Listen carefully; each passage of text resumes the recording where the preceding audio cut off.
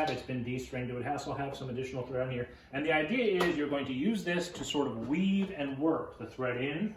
Once you've done a layer of thread, you would simply pull this down, tap it into place, repeat, and then eventually you're going to get fabric. It's so big.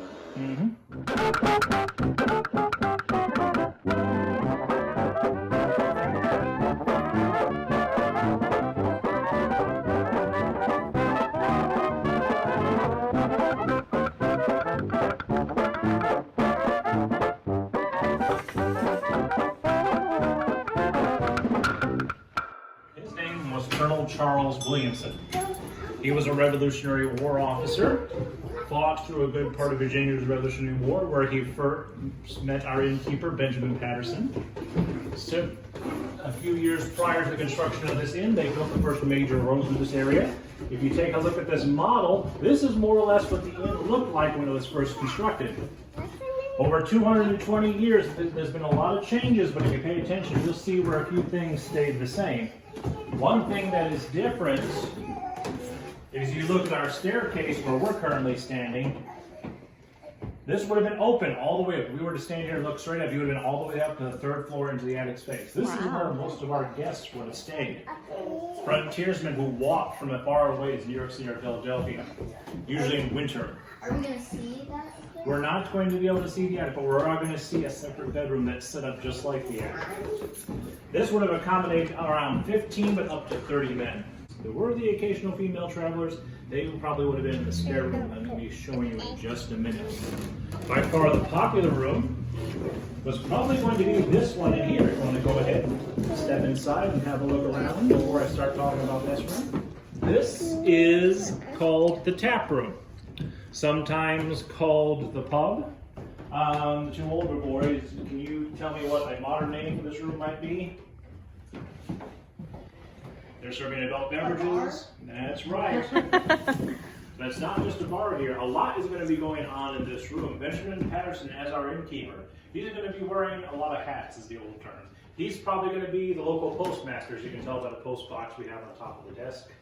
He's probably be the closest thing this town has to a banker near Public Days. His job is going to be to entertain and refresh travelers and the local businessman, the farmer. It wouldn't be unusual for local farmers to have what you would call a tavern day. That would be a day they would come in here, write their mail, pick up their mail, perhaps enjoy a nice beverage from what we call the cage back here. There would also be games and entertainment, and they would also, of course, be talking business. If you're looking for help around your farm or just wanting to advertise something, this is a place you could have posted a bill or advertisement. These games are cool. Yeah, really cool. Most of these games are going to be locally made. So what are Corn cob checkers. This is actually something that we grow in the area. Something that's a quite common cash crop in early America. Tobacco? That's right. This is what it looks like when it's initially dried. It's getting a little crumbly because it's been sitting here. Most people would buy the tobacco and twist like this. What is this game? Do you know? That is called Shut the Box. And the way this game works is we have the box open. And would you like to roll the dice for me? All right, we have a 1 and a 3, so we can close the 1 and the 3, or we can add them up and close the 4. That's cool. Next person rolls, then you close that number. Is it good? If you get a number that's already closed, you forfeit your turn and pass to the next person. And the last one to close the last number has shut the box and won the game. Won the game. Shut the box. This is a game you can improvise at home with a set of dice and a deck of cards. Cute. These are made out of corn cobs. Yes, yes. As I said, most of the entertainment is probably going to be locally made, which means everything from the dice to the checkerboards. You can use the checkerboards to paint a piece of lumber.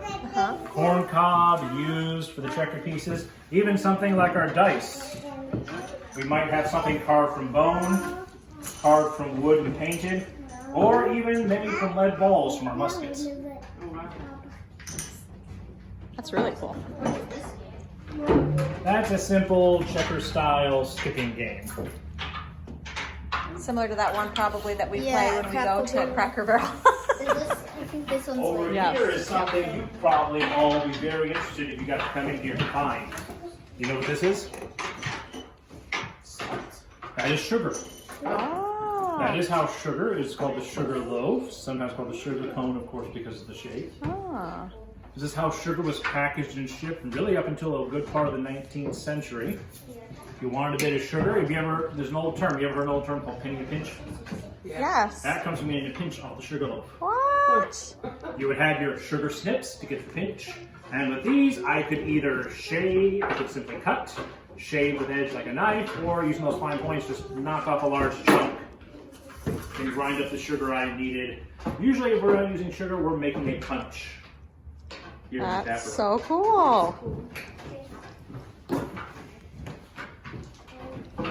Interesting thing about the pipes is most people actually didn't own their pipes for smoking tobacco. They would actually rent them from the innkeeper. Really?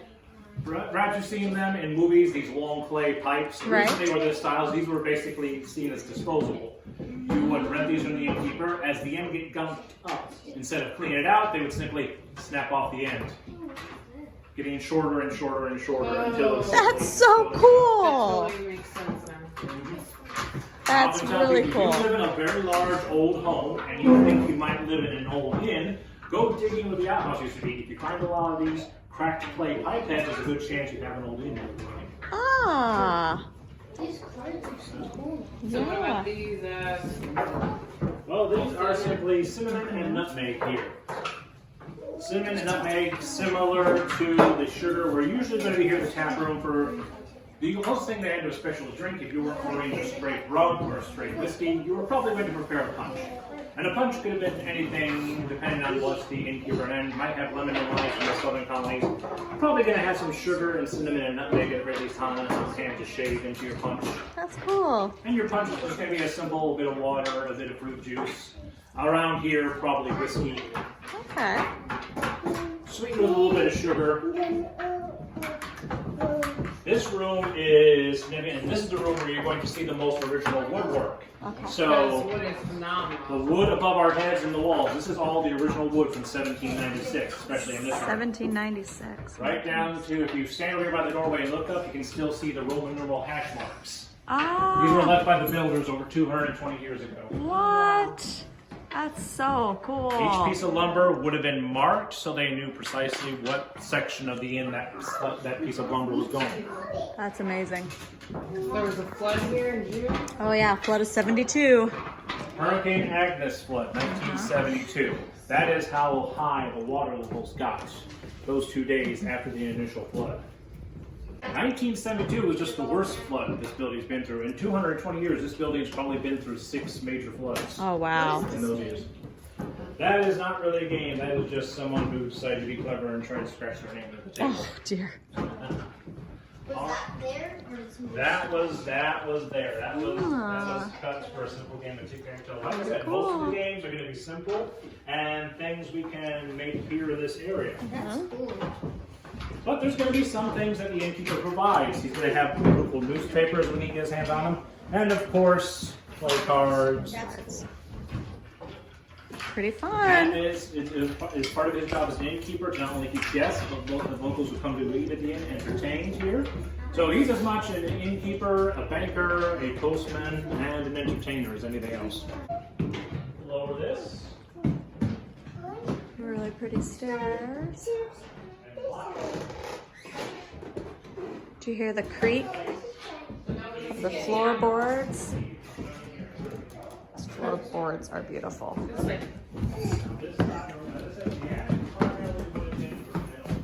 This room could have been for when the attic was full, or it could have been for when women are traveling, or when an entire family was traveling. Is that a representation of the map? Well, that is actually just to show off what was traditionally called horsehair plaster. That's what I thought. I thought it looked like a map. Now, the way it would have worked, let's say you're all traveling as a family. If I was traveling, as I'm single, I do not have children, I would have been probably staying in the attic with all the other men. And the way these inns work, it's going to be a little different. Yes, they have trundle beds. And the way these beds worked is you did not get your own room, you did not get your own bed. You got bed space. So your entire family probably would have been all sharing the same bed. I would have been sleeping in the bed with the other fellas staying at the inn, and there would have been up to 5 people in one bed. Wow, 5 people. Try to imagine 5 people. Maybe all your size we can Can't get 5 imagine in. more than 2. That's right. What are But these for? these are actually tools for making the bed. Making this bed is actually, especially on laundry days, when these beds are sometimes completely disassembled. These beds on laundry days, while the girls are removing the bedding, the sheets, taking all that to be washed, it would then be the boys responsible to come in here, remove the mattresses, and inspect the ropes. These ropes have to be kept good and tight, and that's where this comes in. Your responsibility as boys is going to be to check those ropes, and if they're not tight enough, remove them, restring the bed, and using tools like this to twist and tighten those ropes. In fact, everyone ever heard the saying, time to get tucked in for bed? Sleep tight. Sleep tight. That comes from using this key to tighten and tuck in those ropes. That's very cool. So technically when we tell you it's time to get tucked in, we're telling you to check the ropes on the bed. What's this one for? That is actually coming towards the end. From then, the boys would then inspect the straw mattress, make sure the bugs are under control. Did they whack it with Sorry. From there, the bugs are in? well, you're gonna have up to 5 people sleeping in one bed. Yeah. Sometimes different people every night, so it's going to be important to check the mattress and make sure the bugs aren't too bad. On top of this, we're going to have a nice down mattress, making it all fairly comfortable. From here, once the boys finish their part of the job, the girls can return, make the beds, and that's where this comes in. This is, yeah, that's right, this is our sheet and bed smoother. With this, I can reach across the whole bed, I can smooth, I can tuck the pillows. If there's still a divot in the mattress, I can smooth it all. Nice and flat. That's cool. So that reminds me of another saying about going to bed. Don't let the bed bugs bite. Yeah. That's a real gonna be thing. Sleep tight, just checks are open, don't let the bed bugs bite, check the mattress. And over here, Come over here, guys. Come look at this. what do you think we use this for? I think it's pretty obvious. That's right. We did not have indoor bathrooms in 1796. During the day, we had the outhouse outside where you all had to go. During the night, you might have one of these, or you might just have one of these under the bed. Just a pot. Yep.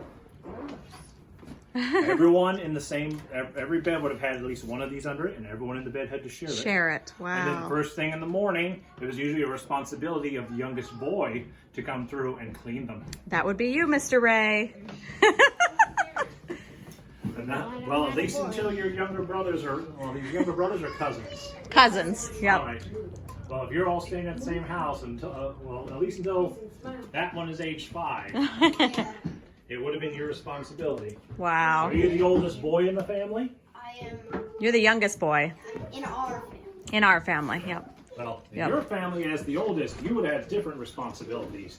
You would have been probably doing the exact same chores as your mother or father. Which probably means your chores aren't going to be as smelly as your younger brothers or younger sisters, but you're probably going to be working harder. What's this one? This is just a storage trunk that the innkeeper would provide. We keep stuff in here mostly for our school programs. But it was a place that when someone could stay in here, just to make sure no one snuck off with your boots in the middle of the night, the Right. innkeeper could lock everything in here in the morning. Nice. That's not a popcorn maker. I've seen some people use it as a popcorn maker, but this is actually our bed warmer. Oh, like compared to the You would fill this with hot coals from the fire. Because this fire you see here, we're only going to light that just when everyone comes up for bed. We're not going to keep the fire going 24/7 to keep it warm in here. Which means during the winter it can get kind of chilly in here, and that includes beds. With this, we can take hot coals from that fire and just run it across our mattress, Warm it up. and it's warm and toasty and ready to go. That's cool. Any questions about this room before we go into the next one? pretty- Oh, a young man or your father might have dressed not this nice all the time. Probably when you went into town, you would have gotten on your nice woolen vest, white shirt. If you're just out working in the fields, you're probably not worried too much about your wool vest. You're probably going to have your wide brim hat on, at the very least, to keep the sun out of your eyes. Cute. And right here, this is basically, most people didn't have most people didn't have pockets, especially most women didn't have pockets still in their clothes. So more likely, you're just going to have something like this. All In right. school, I learned that those go under the Under their And skirts? then they would get like sewing stuff. Oh, they're sewing stuff. Yeah, and This is Look where we're called going. the barn room.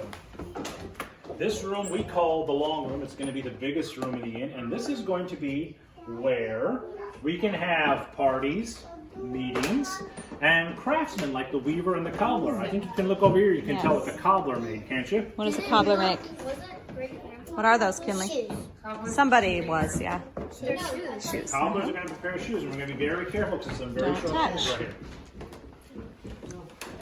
Now, the weaver would work with this. This is the barn room. Most homes have their own way of spinning their own yarn or thread. They would provide that to the weaver, who would then work that into the fabric they need for towels and the cloth they need for making their clothing. As far as thread and yarn, there's a few options, but really only two we're working with mostly in this area. Wool, that's right.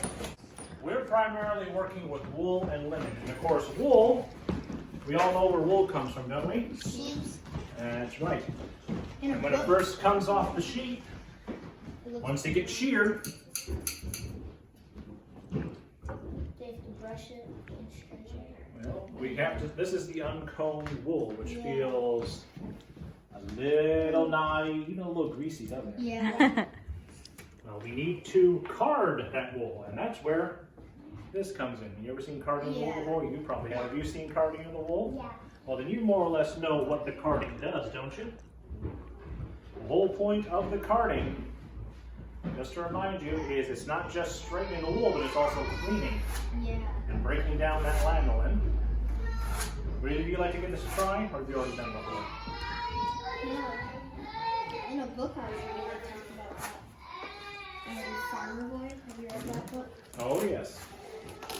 A lot of what we talk about here, actually, some of it came from Lost in the Prairie, some of it came from Farmer Boys, some of it comes from our own research. Very And cool. again, while doing this, what you're doing is you're breaking down that lanolin, that's that greasy Okay. feeling you felt when you touched it.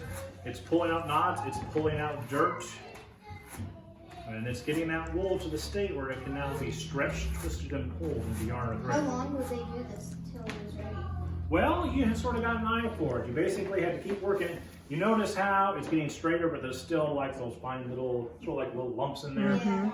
You would just keep stretching and pulling until those little lumps are gone. And then you got to a certain state, you would be able to roll and stretch it off of the roll. Ah. And then this would be passed off to who's ever working the spinning wheel Starts becoming and finally turn into yarn. or thread. yarn. And then Wow. they take it to the loom. That's cool. That's what's eventually going to become linen.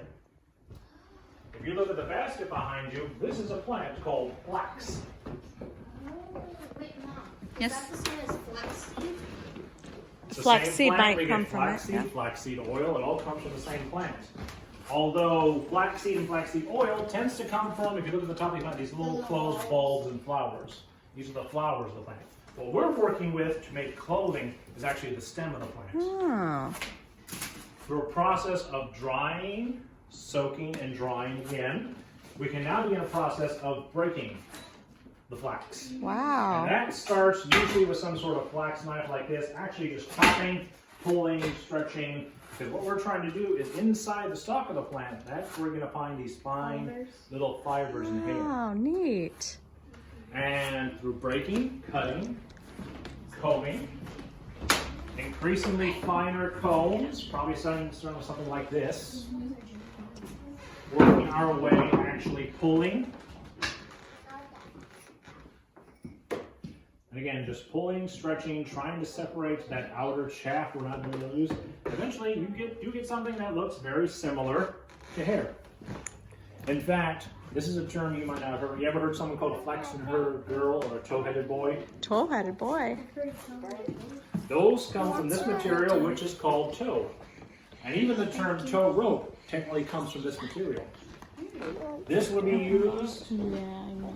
You to can't make touch it, just have to look something with your thick eyes. but light. Something almost like burlap or canvas. Uh-huh. So you can make some nice light work pants. Or something nice and soft that's going to be suitable for your bed sheets, your underwear. Ah, I see. So all those nice light white fabrics like your bed sheets, they're probably going to be linen. Whereas your warmer fabrics, your sweaters, your skirts, they're probably going to be mostly made out of wool. All right. How Very does the cool. spinner work? Well, basically, the way this works is, and I'm not really good at it, the way this works is you get the spindle rotating, and with a better touch and a little more skill than I have, as it's rotating, you're basically carefully stretching and twisting with your thumb. This is also stretching and twisting in a different direction. And what you end up with in the end is going to be those good, strong fibers that we can now use as a thread or yarn. Whether it becomes thread or yarn really depends on how fast and how hard you're working spinning. I see. How does the loom work? Well, the way the loom works, How did someone think of this? well, years, centuries of people changing and refining and making it a little different. Basically, the simplest way I can describe this as working is you have the threads moving in. We have this known as the shuttlecock. This would normally have, it's been de-stringed, it would also have some additional thread on here. And the idea is you're going to use this to sort of weave and work the thread in. Once you've done a layer of thread, you would simply pull this down, tap it into place, repeat, and then eventually you're going to get fabric. It's so big. Mm-hmm. That's really cool. So is this just to hold it? Yeah. Well, that is pretty much to roll and hold the individual threads and keep them tight. Scarf? So These need to be kept tight if you're going to be able to have a good, Yeah. I'm sorry, a good ream of fabric. why do they have Yes. you would make his own bed? Oh yes, well this is the innkeeper's quarters. That means Benjamin, his wife Sarah, and their 7 children. This was their private room. 7? Seven children. That's Benjamin, Sarah, Yes. and their 7 children. They not only looked after the inn and the guests, but they also looked after the farm that was here on the property. Inns like this, especially on the frontier, had to be self-sufficient. If you know what that word means. The short bed, that is basically, normally that's going to be a bed for any female servants, but it also might have been a bed for the oldest girl in the family. Oh, okay. And that's actually a bed you can try out if you want to see if it's comfortable. It may not be super comfortable, but at the very least, it was a bed you got to have by yourself. Do you want me to hold you? kind of comfortable. I can sleep in it. It's more comfortable than the floor, that's what I would Yeah. say. Oh, these are the ones I know. Oh, yeah. Try to get it You in. gonna try, Miss Kinley? Oh, what do you think? Do you want to lay down on the bed, Thusen, and see if it feels comfy? Do you want to try it out? It's comfy. You could take a nap? No? Okay, come here. Now, the interesting thing about the toys is you probably wouldn't have had these many toys when you were here in 1796, but you could have. The deal was, most kids probably had one toy for all the boys to share, one toy for all the girls to share. But there was one way to get more toys, and do you know that way? If people who were here before left them. More often than not, you made your own toys. Oh. And believe it or not, your parents wanted you to make your own toys, because all these toy making, you're actually learning quite a bit. You ever like playing with dolls? Yeah. Well, let me ask you, it's 1796. What could you learn by playing with a doll? What? Be a mom and grow up. Learn how to take care of a baby? Let's say your doll, you decide she needs new clothes. Is your mother going to make them for you? So what do you, you're learning to sew. Even other toys. I'm assuming boys, girls, do all of you like playing with blocks, for example? Think about those blocks. Do you just punch a tree like Minecraft and do the blocks fall out? What do you have to do to make those blocks? You have to cut, measure, cut, sand. What are you learning? How to build. How to build. You're learning carpentry. You're learning basic carpentry. That's very cool. So you could have had, well, had this many toys, but understand if you're going to have this many toys, you're probably making your own. Yeah. Because your parents are too busy working hard to make sure you're fed. How clocks work back then. Well, it would have been all a clockwork mechanism. Do you know what a clockwork mechanism is? Kind of. Basically, in these old clocks, rather than a battery, you would have a tight mainspring, it was called. You would have a key.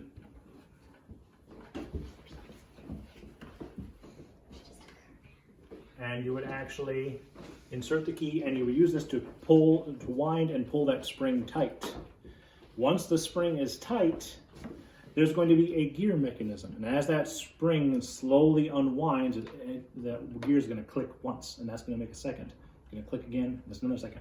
And all those gears working together are going to move the hands on that clock. So every night you have to twist it again. You're gonna have to rewind it. Sometimes you only, depending on the clock, sometimes there were mates only had to do it once a day. Sometimes you had to do it twice or sometimes 3 times a day.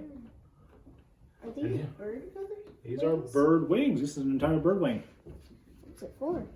Well, let me ask you, what's a problem in our house that you sometimes deal with that involves feathers? Dusting? That's right. You want to In look over there? 1796, Yeah, we're we can still check it out, dealing with buddy. a lot of the problems that you deal with in modern times. But we have to get creative. We don't have handmade feathers, but what we do have is we have lots of birds. Do you like Mr. those, Patterson Lisa? was hunting. We use the birds for meals, but we're also going to save those wings and try to find, we're going to use everything we can. Yeah. If you were saying you saw the pipes that they used to smoke tobacco with, Yeah. with this, I could take this and I could light this off the fire and I could use that to light my pipe, or I could use it to light the candles. Nice. Because if you ever try to light a candle off a roaring fire, you're going to melt half that candle before you get it lit. That's true.